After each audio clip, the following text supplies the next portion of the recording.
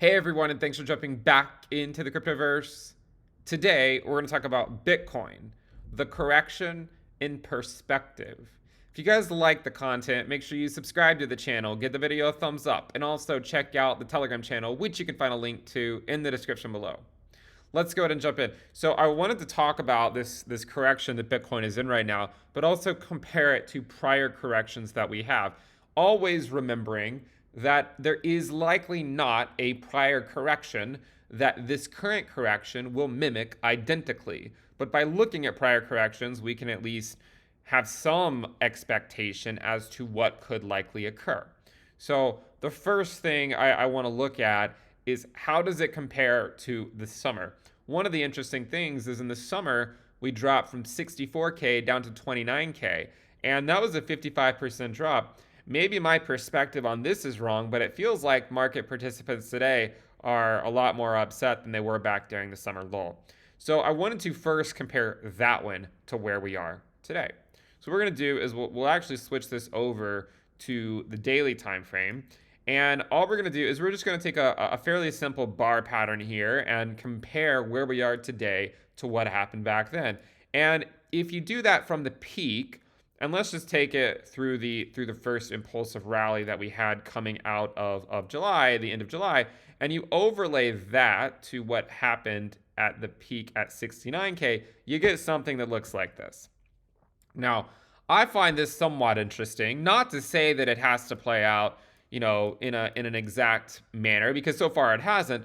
But here's what's interesting. Despite the fact that the price is, or the percent drop that we've experienced as a function of time from the prior all-time high is more or less where we were during the summer lull, I think it feels a lot worse today than it did back then. And the reason is because the summer drop, we more or less just ripped the band-aid off and then went sideways, right? Ripped the band-aid off and go sideways for a few months. This one, we haven't really ripped the band-aid off, right? There's been no band-aid ripping here. And in fact, the volume has remained relatively uneventful. Okay. And you can you can clearly see that if you look at the volume that we've had over here. It's fairly minuscule compared to that summer capitulation that we had that took us all the way down to 29K. So when I look at this chart, what I see a fairly similar pattern. I see retail getting completely burned out. And I also see that the percent difference from the prior all-time high to where we are today is more or less the same as it was as a function of time when measured in the summer lull. Okay, but I think sentiment was better back then because we ripped the band-aid off. Imagine if instead of this slow bleed, imagine if Bitcoin had just dumped to $31,000 in mid-December. Okay, so imagine that. Imagine this other, alternate universe. There's one universe out there that has to have experienced this, right? If there's an infinite number of universes. So one of these universes, the price of Bitcoin was trading for 69K, and then the floor was pulled, the rug was pulled, the floor fell out, and it just dropped all the way down to $31,000. And then if we bounce back up and then back down to 30K, and then if we were sort of where we are today at 36K, then everyone would be a little bit happier than they are because it has been a slow downtrend. So some of it is having a little bit perspective on where we are. I'm not trying to minimize the downtrend at all. I do think that this downtrend is fairly brutal, and it's basically offered little to no reprieve for the last 3 months. This is honestly unlike Bitcoin. A lot of times when you have these downturns, you will get some type of a bounce back up. To some degree, it's the fact that we're not getting a bounce back up that makes me think that whenever the bounce does come, it's going to be more than a bounce, and it'll be an actual sustained move. A lot of times in long bear markets, you kind of just get bounces every step of the way, right? Every few weeks, you get another bounce, and then it puts in a lower high. We're not even getting bounces, really, right? I mean, it's just a straight downtrend, and it's been pretty brutal, pretty hard on market participants. Now, I have no idea if this is going to play out the same way as the summer lull, but if it did, what would that mean? Well, what it would mean is that you're still looking at a fairly uneventful market for quite some time, at least for another couple of weeks. Going into mid-February, we still could easily continue to bleed if this were to play out, I think one thing to keep an eye on is the stock market. I mean, if the Nasdaq's dropping 4% every day, if the S&P is dropping a couple percent every day, if they're all putting in lower lows from what they did a week or two ago, then it's hard to imagine Bitcoin's going to come out swinging. But what if in time, if it took the same amount of time, you're looking more or less at a push back up by mid-February. Now, I also wanted to measure it from a different point. I also wanted to measure it just from this correction, not this first one. So if you do that and you shift it over here, you get something a little bit different, right? So if you measure it this way, you can sort of see things lining up in a slightly different way, right? You have this drop, you have this sort of sideways slash downward movement, you have a spike to the upside in both of them, further downward movement, and then they both got a spike down into this region.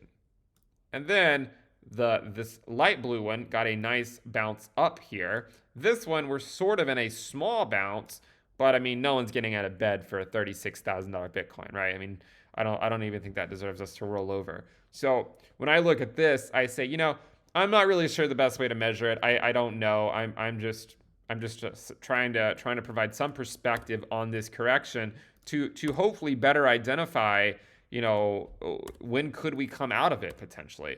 And I mean, to be completely honest, like I still think that to call the bottom constantly is somewhat foolish. I'm perfectly happy not trying to claim any type of clout for calling the bottom, because I have no idea where the bottom is. It could be 33K, and if it is, then we'll be celebrating in a few weeks.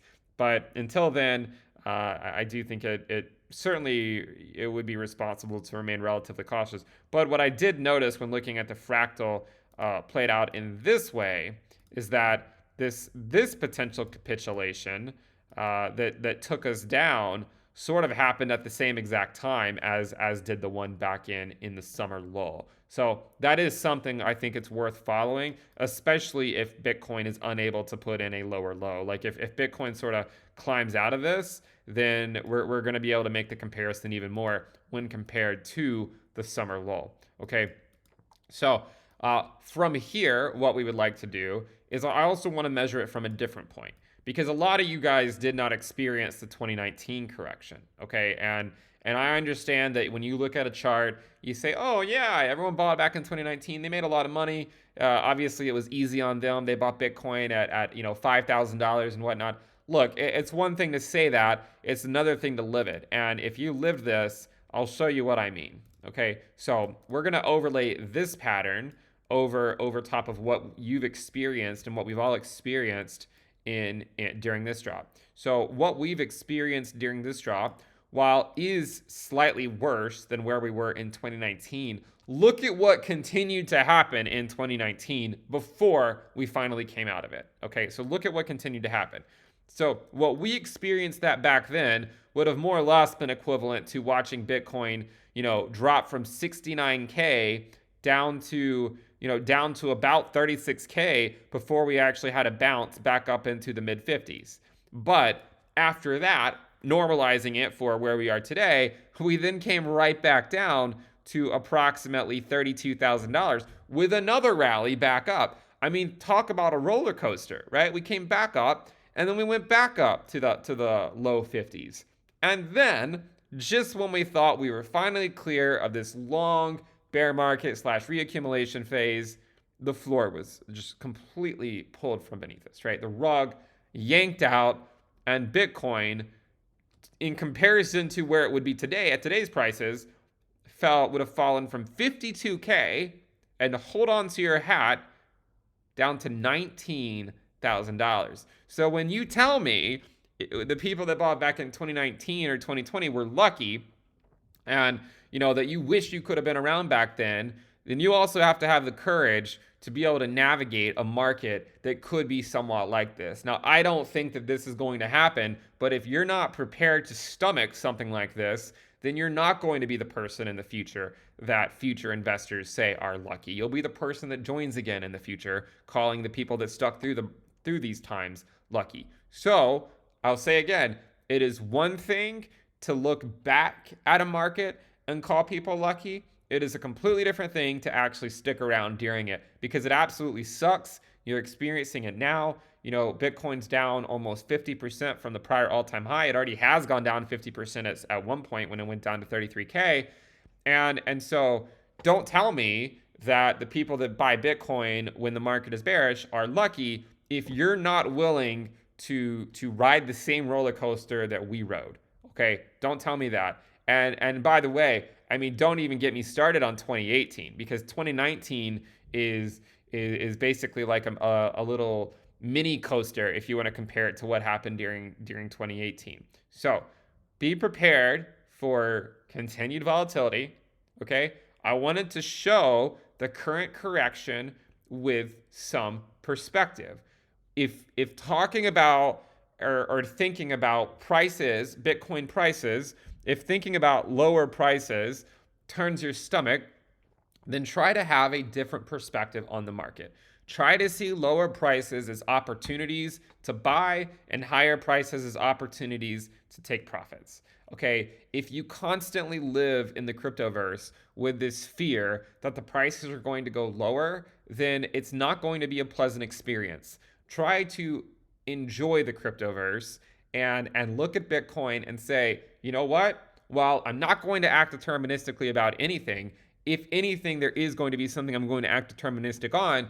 It is that Bitcoin should trend up with time, even if it means it has to go down first. So I will say, try to just stick with it. I have no idea what roller coaster is coming ahead for us, but I can assure you we'll be here every step of the way. If you guys like the content, make sure you subscribe to the channel, give the video a thumbs up. We also do have the premium list at intothecryptoverse.com if you want to know how I am personally navigating the markets. We also have a ton of tools built out there as well. We're building on it every single day. And we also did recently launch an Into the Cryptoverse NFT. Make sure you guys check that out. You can find a link to that in the description below. Whatever's not sold by February 8th will be burned. And if you hold that one and the one we're going to release on the 5th, if you hold them in your wallet address on May 3rd, you'll be able to claim a third NFT for free. Thank you guys for tuning in. Make sure you subscribe if you're not subscribed, and I'll see you next time. Bye.